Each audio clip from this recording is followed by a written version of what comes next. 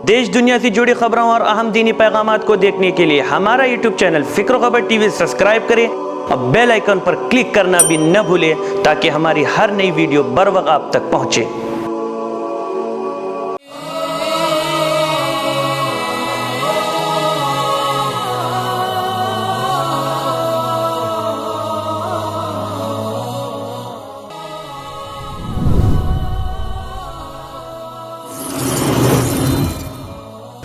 नाज़रीन अस्सलामु अलैकुम वरहमतुल्लाहि वबरकातुह। इस्तक़बाल है फ़िक्र ख़बर के ख़ुसूसी प्रोग्राम सच्ची बात में।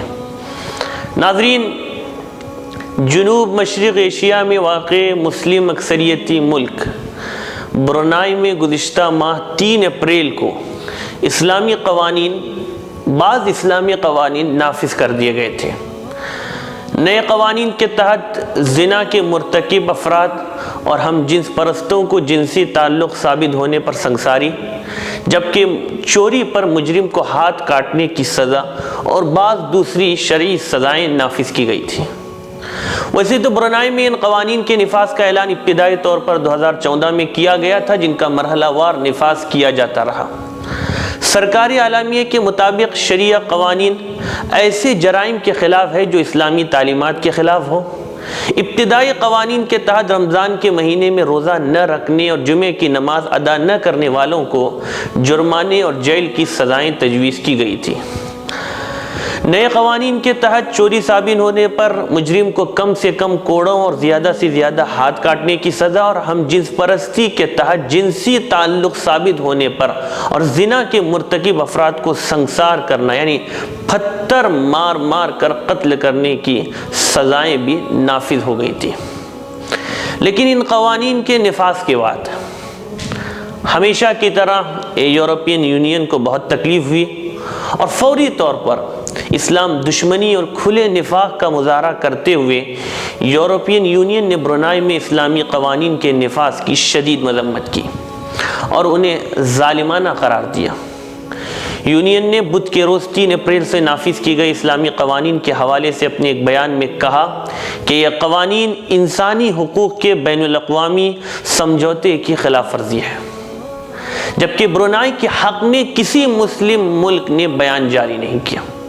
लेकिन उम्मत मुस्लिमा ने ब्रुनाई के इस इक़दाम को खूब सराहा था और दीगर इस्लामी ममालिक को ब्रुनाई से कुछ सीखने की हिदायत भी की थी।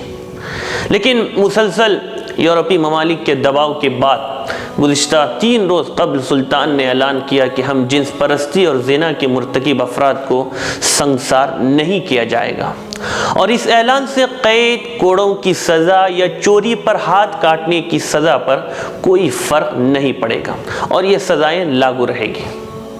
नाज़रीन, इस्लाम में सज़ाओं की 3 किस्में बयान की गई हैं। नंबर 1 क़िसास, नंबर 2 हुदूद और नंबर 3 ताज़ीरात। क़िसास और हुदूद की सज़ाएँ शरीयत में मुतय्यन की गई है, जबकि ताज़ीरात को अमीर या काजी हालात के तकाज़ों को देखकर मुतय्यन करेगा। और इन सज़ाओं को अल्लाह ताला ने 5 चीज़ों की हिफाजत के लिए मुकर्रर फरमाया है। यानी शरीयत के अंदर इन सज़ाओं को लागू करने का मकसद 5 चीज़ों की हिफाजत है।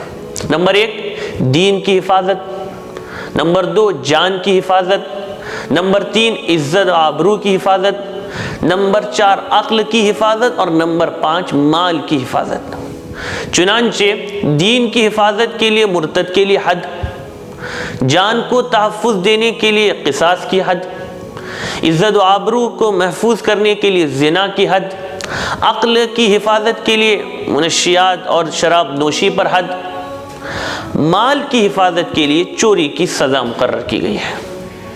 नाज़रीन, जो लोग ये समझते हैं कि शरई हुदूद से इंसानी हुकूक़ ज़ाय होते हैं, उन्हें ये सोचना चाहिए कि अल्लाह जो तमाम इंसानों का पैदा करने वाला है, उससे बढ़कर लोगों पर रहम करने वाला, उनके हालात को जानने वाला, उससे ज़्यादा हिकमत और उससे ज़्यादा अदल करने वाला कौन हो सकता है। जिसने पैदा किया वही सबसे ज़्यादा बाखबर है, वही अपने बंदों से सबसे ज़्यादा मोहब्बत करने वाला है और वही सबसे ज़्यादा अदल व इंसाफ करने वाला है। नाज़रीन, वक्त एक छोटे से ब्रेक का। مجھے یہاں رکنے کی اجازت ہے۔ بریک کے اس پار ہم جاننے کی کوشش کریں گے کہ کیا ان سزاؤں کا نفاذ انسانی حقوق کے خلاف ہے؟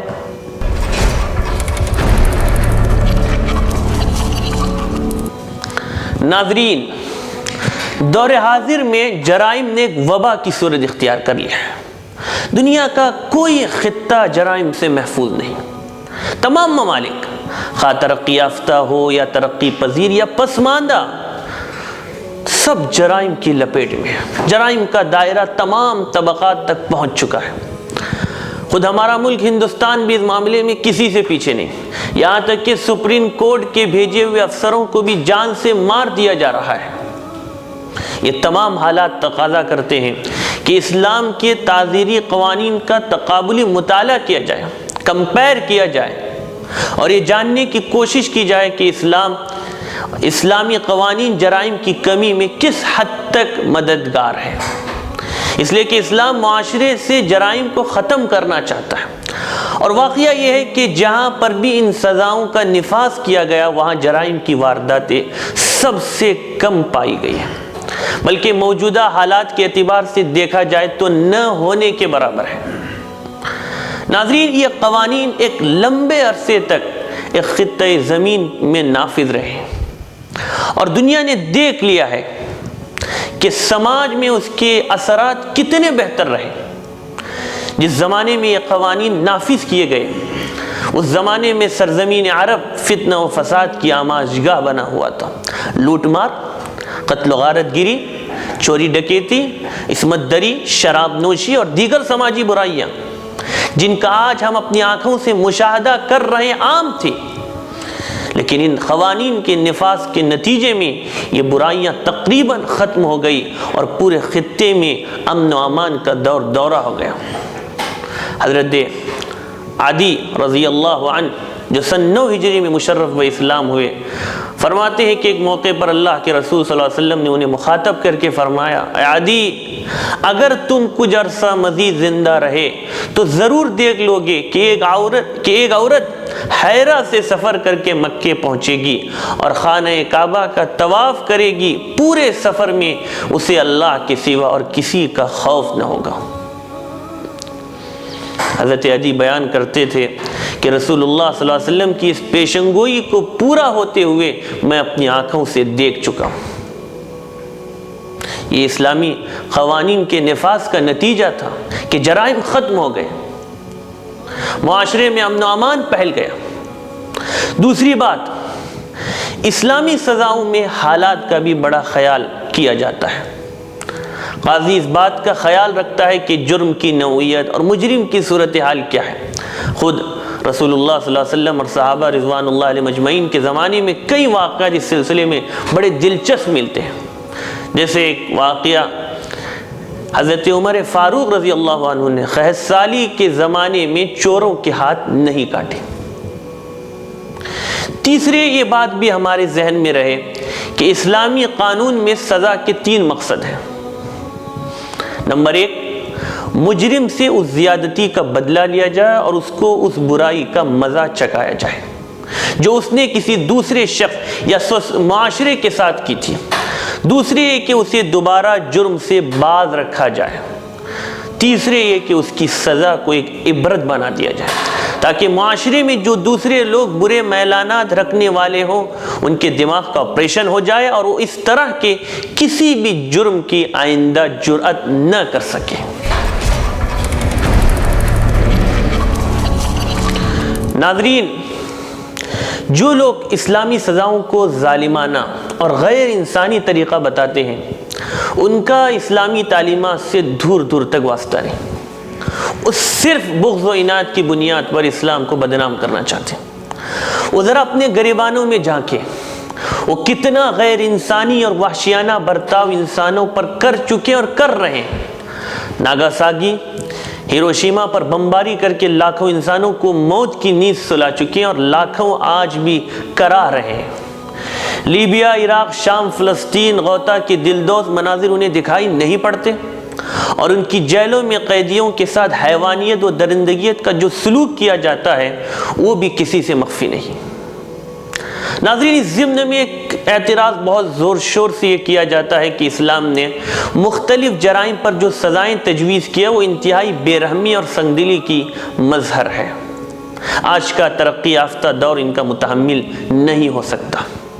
اعتراض کرنے والے ان کی نظر مسئلے کے صرف ایک پہلو پر رہتی ہے، دوسرے پہلو کی طرف دیکھتے نہیں کہ مجرمین معاشرے میں کتنے فساد کا باعث بنتے ہیں اور ان کا وجود پاکیزہ سماج میں، سوسائٹی میں کتنا تعفن پیدا کرتا ہے۔